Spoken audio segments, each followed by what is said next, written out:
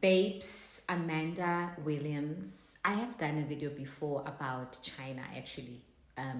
Like the list of countries that I have no desire to visit, and China was one of them.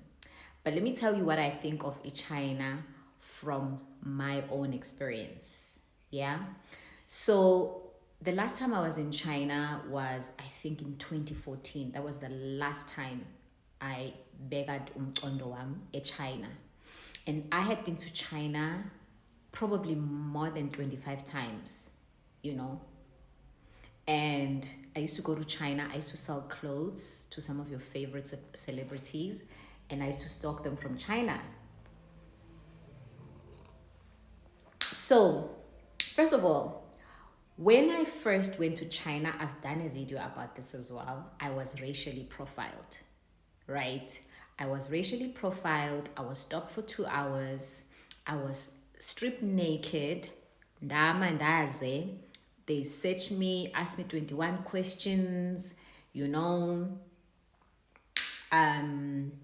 weird questions.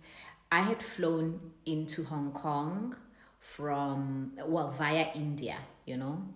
And I guess because India is a drug infested country, you know, I just became one of those people that they suspected, you know. Luckily, I knew that they do that because a friend of mine had warned us that, you know, they sometimes randomly stop people, especially black people, and they do that. They ask them questions, and, you know, they stopped me for nearly 2 hours, stripped me naked, you know. And I remember I've done a video about this when we went to Hong Kong for the first time. We were going on holiday with a friend of mine. I flew via India. She was flying directly. So I landed earlier than her. We were going to Hong Kong for the first time, and we had carried our own food, you know, like we carried our own snacks and our own cereals and things like that. They stopped me, asked me questions, searched my bags, went through everything, you know, wanted to take me to a hospital, accused me of being pregnant, you know, asked me very, very, very, very like dubious questions, you know, and then released me after 2 hours and told me that, you know, I look healthy, I eat healthy, I can go. So this is what I think of China.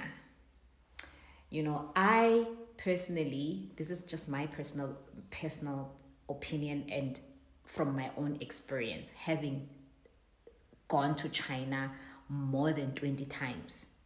I do not want to go to China.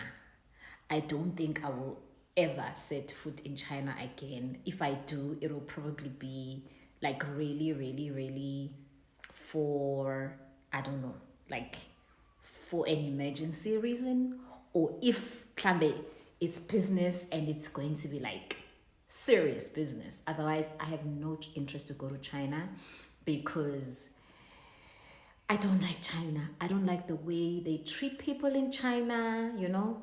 I just don't like I don't like the whole racial profiling that happens in China, you know.